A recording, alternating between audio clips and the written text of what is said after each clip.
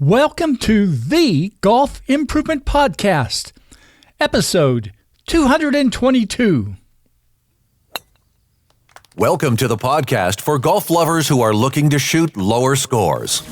Dedicated to professional club fitting, putting and short game improvement, and effective practice techniques to improve your golf game. This is the Golf Improvement Podcast with your host, Tony Wright.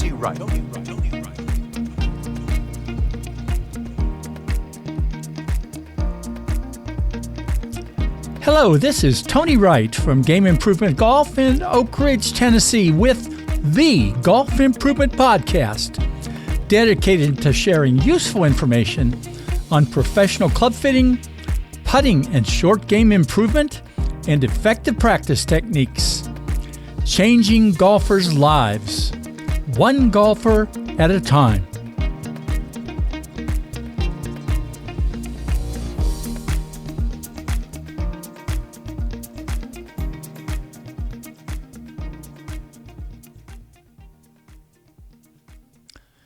About 2 years ago, I did an excellent interview with Peter Sanders, episode 191. Peter is the creator of the strokes gained analysis process. He did this in 1989. This process has been adopted by the PGA Tour and is used by many competitive teams and golfers to help them understand their golf performance statistics. Peter is now the Chief Data Officer for the SwingU Golf app. SwingU now includes the strokes gained analysis process that Peter originally developed for his standalone shot-by-shot app. It seemed like a great time to have Peter back with me, and I think you're going to find some interesting golf improvement nuggets from this interview that I just completed with him. Tony Wright and Game Improvement Golf, changing golfers' lives. One golfer at a time. Well, hello, this is Tony Wright with episode 222 of the Golf Improvement Podcast.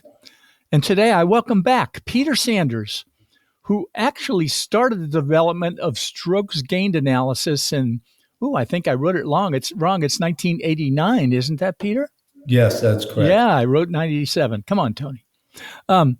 Peter did a great interview with me about 2 years ago, and he is now the Chief Data Officer for the SwingU app that now includes the strokes gained analysis process that he had in the original excellent shot-by-shot app.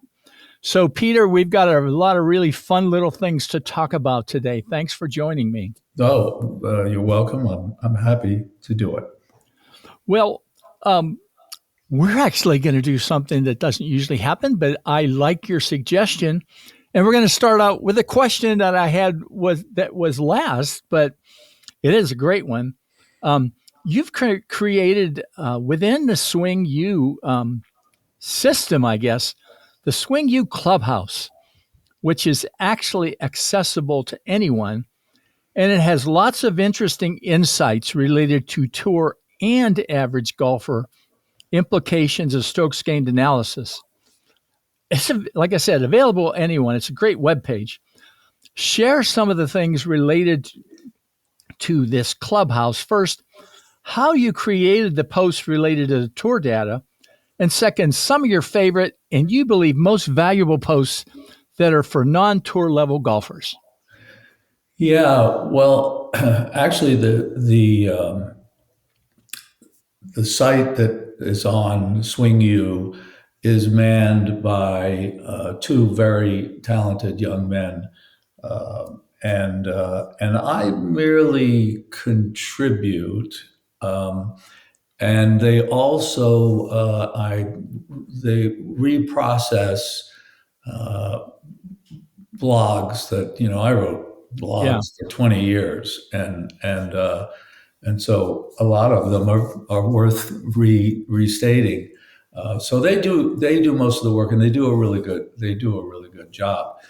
From your question about the PGA Tour stats, I have had access to the raw strokes shot length data from literally the time it was invented and they started using it, I was in conversations with the tour about strokes gained and them using it, and they didn't end up going with me because they they thought it was too complicated and and that they actually said, and this cracked me up, we're going to let our viewers tell us where they want us to go with this new statistical, marvel that we have on every shot played. And so I got back to the gentleman with whom they invited me down there 3 times to make presentations, and I kind of became a friend of the guy that ran all their IT and was responsible for implementing the shot link. And so I got back to him and I said, don't you think that would be like NASA saying, spending millions and millions of dollars on a rocket ship and launching it and saying, yeah, we're going to kind of let the public tell us where we want to go with this. And, Yeah. and he laughed, and but they moved on, and eventually they were captivated by the MIT guys who did strokes gained putting, and whether they copied me or not, I don't know.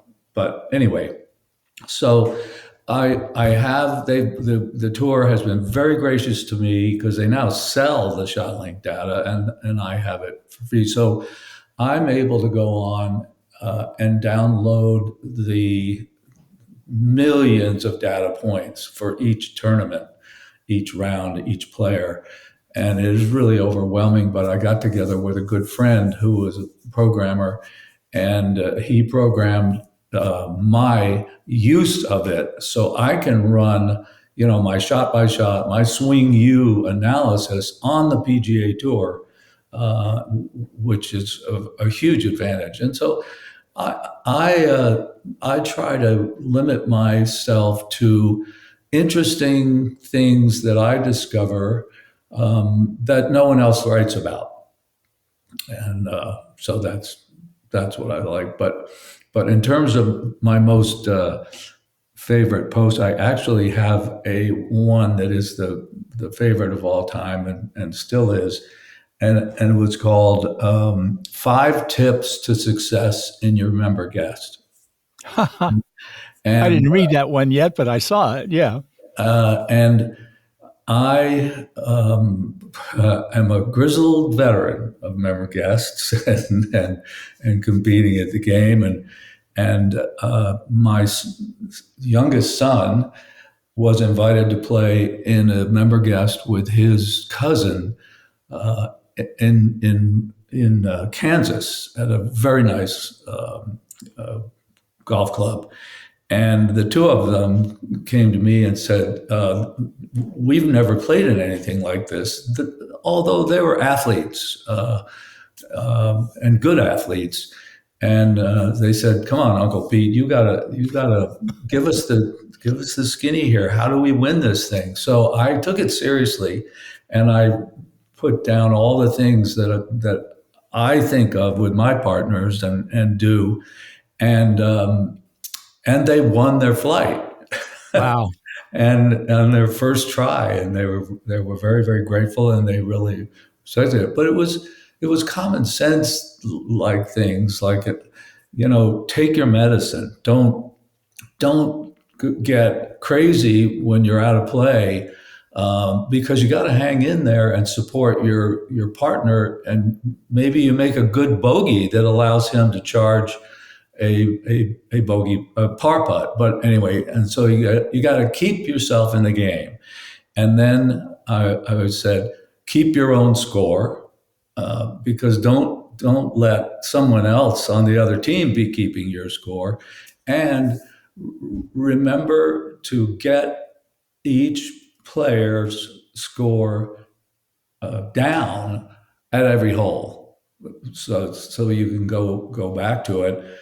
And things like that, and that's one that I love and I'm proud of, and it was pretty well viewed. Yeah. Now, was there, I haven't looked today. I mean, did you do anything related to the tournament this weekend? I'm just curious. Or did you see anything that sort of jumped out?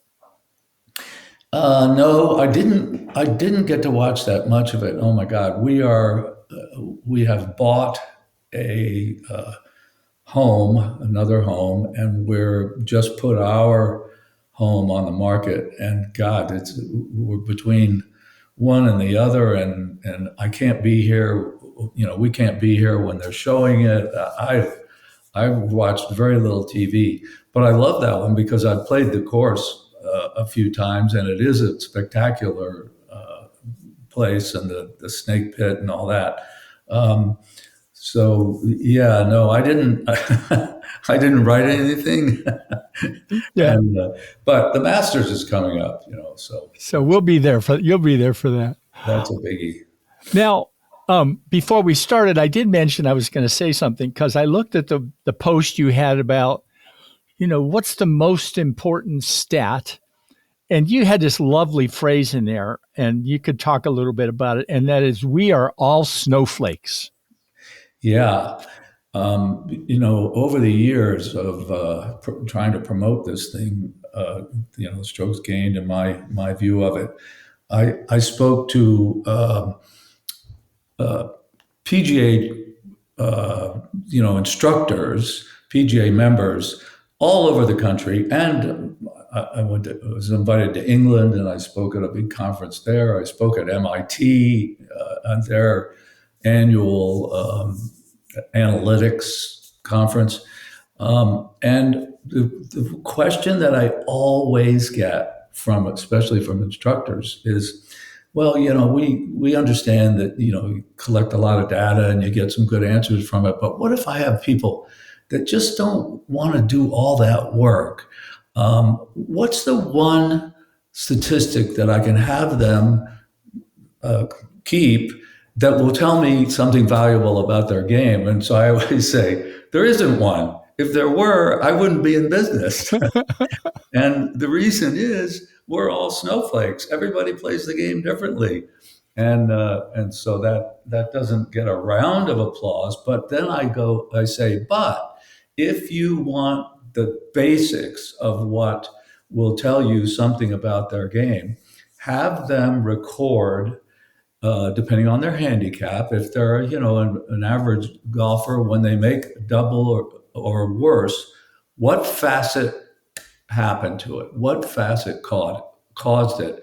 And it's very easy because I've done it myself. Just that you take a blank scorecard and you put driving, approach, chipping, pitching, sand, and putting, and then on each hole, if you make a double or worse, you put a check mark in the facet that was the cause.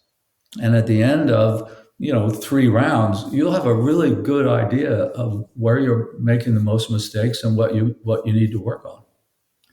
Wow. I'm not sure I've ever heard anybody talk about doing it that way, but it's just so simple. Well, and the fact is that the mistakes are more important than people think. There are no mistakes on the PGA Tour. There's only one negative stat. If you've read my stuff, you probably know this, and it's not even. It doesn't even sound negative, because it's three-putt avoidance, and but there's no, that while the mistakes are in the ShotLink data, there are no stats in the 650 plus stats that the tour puts out every day on every player and every round. There's no negative stats. There's no out of bounds. There's no this and that. Chips that sculled over the green. It's not like us, right? No, not like us. So, and in fact, I work with the Fordham golf team. One of my best friends, who's a coach and a PGA member, is the Fordham golf coach now, And so he brings me in every year, and I talk to the new class that he has coming in, and then I like to do a season summary. And this year I did the season summary by doing a regression analysis on the 10 players. And I took the 15 stats that are most prevalent in SwingU and in a lot of places, and I put them grouped up on the screen, and I'd say, okay, of the scoring stats, with starting with eagles and going up to double bogeys plus, which one of those would you think would bear a strong correlation to the actual scores by the 10 players? And I went through all 15 stats, and in the putting, there are 5 stats on the SwingU app, and all that. The only close correlation between a stat and what the players were really doing from 1 to 10 was 1, double bogeys, 2, greens in regulation, and 3, errors. The errors that I put into shot by shot, and that are now, we allow players to easily record the errors that they make during their play. Fascinating. I'm going to take some of that to our junior college guys this weekend. So they're actually at a tournament. So, well, we're going to weave back around to the beginning now after we've talked about that. So as I noted, you did a great interview with me about 2 years ago, but I thought it would be interesting for people who might not have listened to that to go back and for you to talk how you initially developed the concept of strokes gained analysis in 1989. A little bit about how strokes gained is defined, and how lots of traditional statistics like number of putts in a round don't truly help golfers know where they need to improve their performance. Yeah. So I grew up playing every sport, and that was, some people are smart, some people are this. I could catch and throw a ball, and so when I played golf, but I never had a handicap, and I was lucky enough to get into a very nice country club when my business moved me back here to the Greenwich area, Connecticut. And so I thought to myself, well, if I'm going to be a member of this club, I got to get good at this game so I can compete, so I can play in the club championship, and I can play in the, Connecticut Amateur and all that. And my first handicap was a little bit of a disappointment to me. I was a 14, but it was a very hard golf course.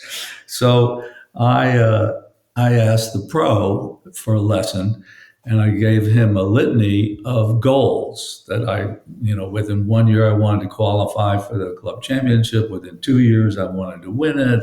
Within 3, I wanted the Connecticut Amateur and all that. And he said, "Whoa, Sonny, let me see you hit a 5-iron."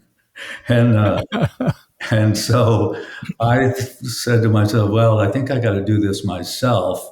So I looked up the 2 most recent club champions, and they were dominating the thing. The most recent was the 3-time club champion, and the one before that was the 6-time club champion. And so I just called these guys up and said, would you play with me? And I made notes on their games and notes on my game, and got the one who 6-time champ became a very good friend, and he helped me a lot. And we played golf all over the country together.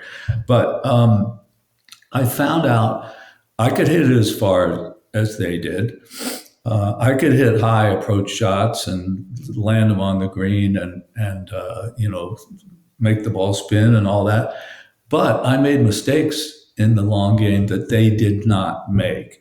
And then you go to chipping and pitching, short game and putting, and they were pristine. they didn't make any mistakes or very, very, very well done where I needed to work on that. So I started to work on my short game a lot, and I really took a different attitude with my long game. Is just don't make mistakes. Keep the ball in play. And I got from a 14 to a 1 in 1 year. I did win the club championship. I did go to the Connecticut Amateur and lost in the semis. But anyway, so it was a great story. And then I said, you know what, I could do this for other people because I had been in the business, in the reinsurance business, where I had created computer models to test frequency and severity of risk. And I said to myself, you know what? I could create a model of how the game is played at a level like par. So I came up with Mr. Scratch. And by the way, we now have Mrs. Scratch. Oh, that's good. Yeah. And I wonder if they're going to have baby scratches. But anyway, so I talked to my wife, said, I'm going to quit this great job that I have, and I'm going to do this. She said, "Go for it," and that's how I started Strokes Gained. So it was all just based on risk analysis, general principles, I guess. Then, right? Yeah. Well, so I was able to map out the down in value of every position on a golf course for the scratch player.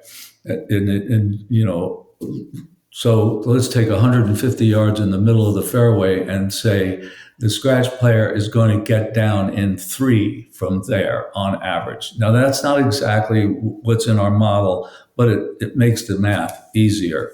So if from 150 he hits it onto the green to 10 feet, which has a much better down in value. Off the top of my head, it's got to be like 1.7. He then has saved a piece of a shot to par. If he misses the green, and it's in a sand trap, which has a down in of over 3, he's lost a stroke, a portion of a stroke, and so that's the way that the thing works. At every position, rough, sand, bunkers, green, and it really works well. And it pretty much is additive. You're saying then too, right? It's what? Additive? Yeah. If you're 1 over par on a hole, that's going to be split out over the facets that you use to play that hole, and you're going to have some were good and some weren't good. Then you take 18 holes, and those things are going to all add up, and then you take most recent 5 rounds, and you can get a really strong picture of your strengths and weaknesses. So now back off to what I had asked there too. The traditional stats, maybe 1 or 2 of those that you think people would be better not to emphasize so much because they're not really helping you understand what you're doing, particularly maybe in putting.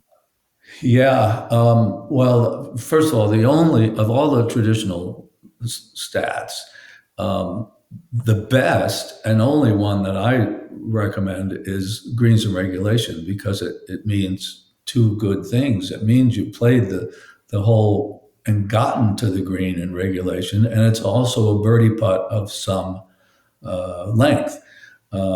But the worst stat, I think, is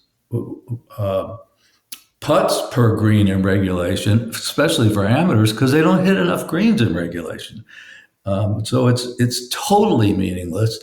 And then numbers of putts is, and I know you know this, I would say it's like balancing your checkbook without the amounts. Okay, I wrote 3 checks. How much money should I have? If you don't have the amount, it doesn't matter. So if you had 30 putts, it was, well, wait a minute, how far away from the hole were they? How close? So that was a key thing in my strokes gained world, was tying down the distance of the first putt and coming up with accurate putting analysis that was worthwhile. Yeah. Now, so, it's been 2 years since we talked. What have you perceived to be sort of the change in level of acceptance of strokes gained in that sort of period of time? And, as much for the average golfer, do you see more and more people embracing it, or are there any things that you think keep them from doing that? Yeah, that's a long question. The first thing I'll say is the PGA Tour adoption of strokes gained has been a big deal, because they talk about it every round, at least. And I think the people that are talking about it don't understand it, but they talk about it. So that's a good thing. And a bunch of people have jumped into the strokes gained world. Uh, the problem is, I found early on, and I got this feedback from college coaches, my system was too much work, and the kids were giving it pushback, and that's where I had players recording every shot. Yeah. Not every putt, but every shot. And so the winter of that season, I went to the drawing board and I realized, I only really need the first shot in each facet. I don't need the second or the third, if there is one, if I know that what the position of the next facet shot is and how many it took them to get there.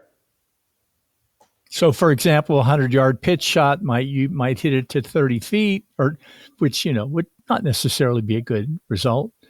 And then what it is to get the average person at a certain handicap 2 putts or something, right? Yeah. Yeah. Well, the other thing is, how many times does the average golfer actually get to a green in regulation? And they may routinely take 2 shots from the tee, a drive, and then another advancement before they have an approach shot. So I don't make them enter the advancement shot. I just say, okay, your drive plus got you to this approach shot, and in 2 shots. So you lost so much to par. And same with leaving a ball in a bunker, or sculling it over a green. I really streamlined the entry, and that also helped my business take off. But all the newcomers are still in the every shot and every putt, which that's ridiculous. When someone misses like an 8-footer, they don't want to be thinking about the distance to the next one. They want to be thinking, how do I get this in the hole? And I actually had some real live feedback on there. At one time, I worked with a dozen or so LPGA players, and I used to take them to dinner, or not all of them, but 3 or 4 at a time. And it was oh my gosh, I'm losing her name now, but anyway, Missy Bertiotti. This is going way back, but I love Missy, and I bumped into her at the show, and we had the best reunion. But anyway, she said, "What I'd like to know about my putting. Where am I missing, and how are my leaves?" So I went to the trouble of creating the programming to do it, and special scorecards to do it, so that they would put the distance of their first putt in. If they missed it, they put the direction of the miss. Was it right, left, or was it long, short? and the distance of the second putt. Well, and all of the girls seemed really excited to do that. Within a month, they all quit. And so the feedback was, oh my God, it was so much work. And you can't be thinking about writing down the second putt when you got to make it. Yeah. That makes total sense to me. And our guys have I'm sorry, it's not SwingU, but you're familiar with stack. I mean, they use stack putting, and all they're doing is putting in first putt, and did they one or two or whatever number of putts. And they have a good sense of what's going on by doing that. Great sense. Yeah, the first putt is everything, and then if it takes you three to get in, eventually you're going to figure it out that it's either your distance control or you're terrible at short putts. Yeah. Well, I actually think it was around the time that we did the interview, you were starting to work with ARRCOS, and I believe your methodology is in ARRCOS now. Isn't that correct? Yep. Yes, and they're now paying SwingU for that. Really? Technology. Oh, yeah. How about that? Because I transferred it when SwingU purchased me. It was funny. Interesting thing was. Charles Cox, who I don't know if you've ever met. Charles is a delight. He's very smart. He's who I worked with in the eventual sale of, which is a good story. But and God, where was I going with that? I forget. Anyway, about ARRCOS. Yeah. Oh yeah, not our. The royalties, the payment for the thing. And he first said, "Well, you can keep that." And I said, "Great, I love that." And then at the last minute, he came back and said, "No, you can't keep that." but anyway. Now, did you tweak anything to make it more easily adaptable to ARRCOS, or pretty much? Well, yes, exactly. That's a good point, Tony. So, as people who may not know, ARRCOS is a sensor in the butt of the club that picks up this strike, and it relays back to the home base that you were at that point in the hole, and you use that club, and then it goes to the next space, the next one, and so on. Well, GPS does not, with the the precise reads, get putting distances, or for that matter, short game. And whether or not it's sand or green grass. So we had to work a little bit on that, and I suggested very strongly from the beginning that they allow their users to input just the distance of the first putt, but they didn't want to do that. But I understand that they now are doing it. They now have added that feature because putting is 40% of the game. It's really, really important, and you need to have the right answers and analysis. Yeah, definitely. Well, that's interesting that it's in there now. So does it spit out immediately what your strokes gained was for a particular shot then that you hit? No. Okay. It's just a gathering method. It just collects the data. Okay. And there's, and they admit this, that there's some looking you need to do to go through the round to make sure that every shot was picked up and that it was done correctly. But the better you get at it, the quicker it goes. And they've been very, very successful. I never viewed them as competition, just another thing. Yeah, and a good collaboration then. Yeah, yeah, and I got to know Sal Syed. I don't know if you've ever met him. No. He was the founder and CEO, and a delightful young man, energetic, smart. Became a very good golfer, and he and I played lots and lots of golf together. And I introduced him to some people and blah blah blah. But yeah, no, it was wonderful.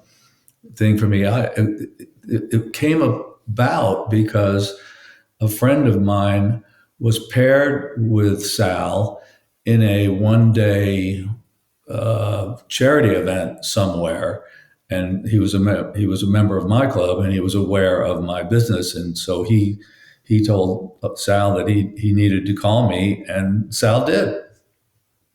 Wow. And the rest is history. There you Yeah. go. Now, did Swing U happen in a similar way in terms of, your relationship with them? I know you have definitely an ongoing relate. You're the chief data officer for them. So, or at Yeah. least that's the title, right? So, Yeah, how did yeah. that come about? Chief, yeah, chief data and old man. Oh, okay. Yeah, yeah, and this is again Charles who came to me, and he had done his homework and looked. SwingU was a free GPS app. They charged nothing for it, and they made their money based on advertising and a monetary upgrade for stats. And their stats were strictly the old school: did you hit the fairway, did you hit the green, how many putts? And Charles had heard of shot by shot and some of the other strokes gained things, and he called me and he said, yours is by far the best. I want to buy it. And I said, great, let's go. Let's figure that out. Yeah. I'll sell it to you. Well, when it came down to the nitty gritty, he wasn't willing to go anywhere near where I was going. So instead of parting company, I said in our last phone call, I said, Charles, you think this will do so much good for your business? Why don't you test it and license it from me? And he said, oh, you would do that? And I said, sure. So I gave him a 2-year exclusive license because, I mean, other than ARRCOS, because ARRCOS was already up and running, um, and they doubled their income from the upgrades each year. And so when he came back to me at the end of the 2-year deal, he was much more easy to deal with. Now,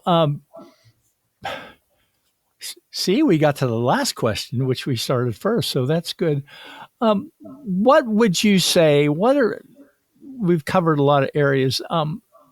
What are the biggest things then you think people ought to be doing that they aren't doing? Obviously, some type of an analysis of things, but what other kind of suggestions do you have for people who just want to dive into this, Yeah, and get better by really looking at what they do? yeah, and I think if you play golf and you want to get better, and the game really does get more fun the better it is. I'm living proof of it because it became my life. Just because I got good at it. So I highly recommend that anybody who wants to get better should track their rounds, and SwingU is by far the easiest, and it's complete and will provide a very accurate answer to what your strengths and weaknesses are. But if you want to dabble in it beforehand, I would say go to the blank scorecard and put a check on every time you make an unsatisfactory score. So if you're a single digit handicap, or every time you make a bogey, if you're an average golfer, every time you make a double or worse, and then you can say, okay, you can either want to upgrade to a formal thing like SwingU or something else out there, or keep doing what you're doing.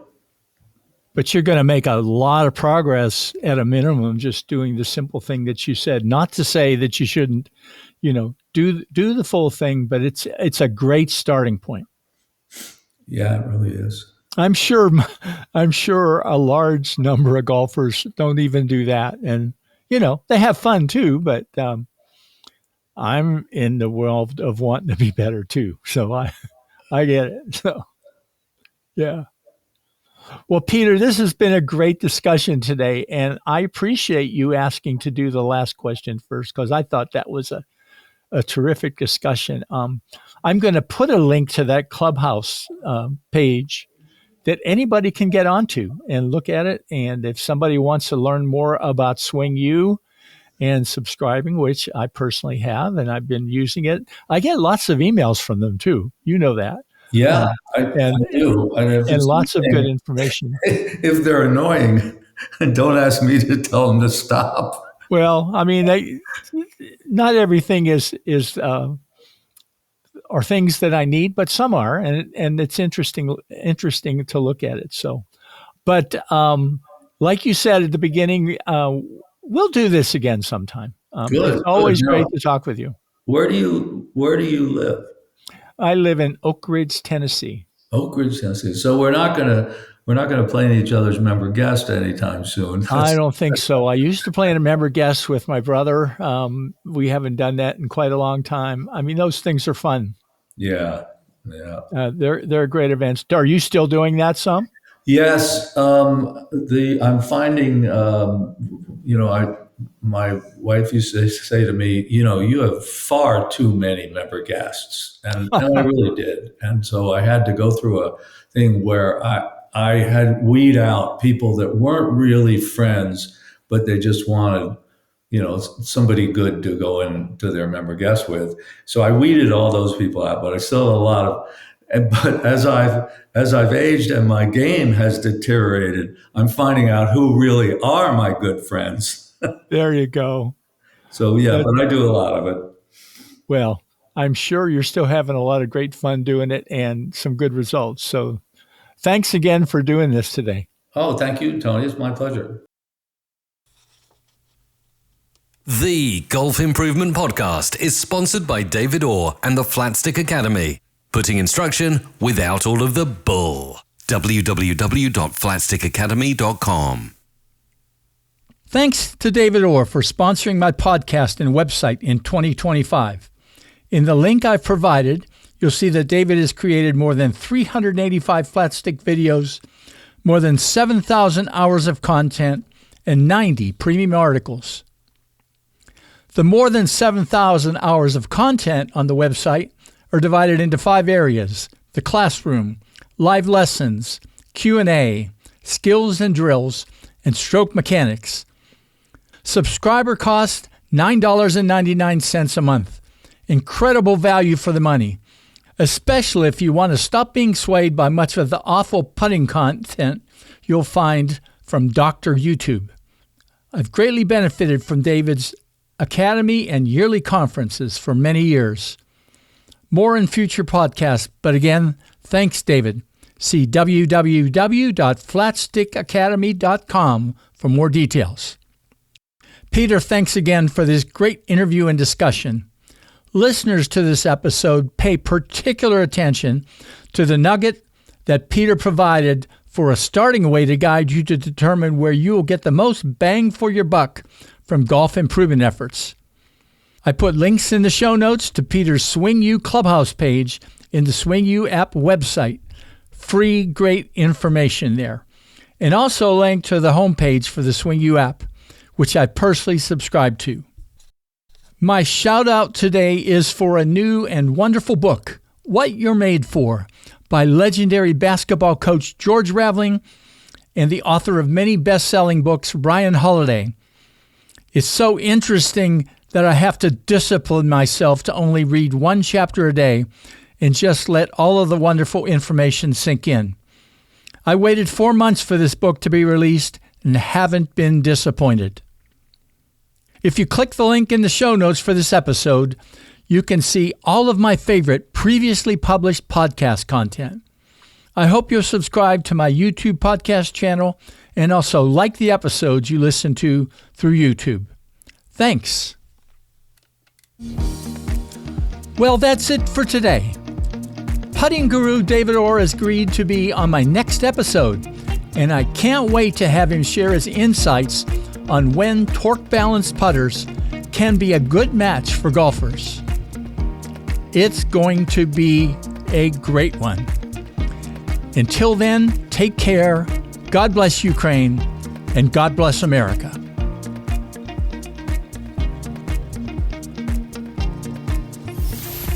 Game Improvement Golf, changing golfers' lives, one golfer at a time.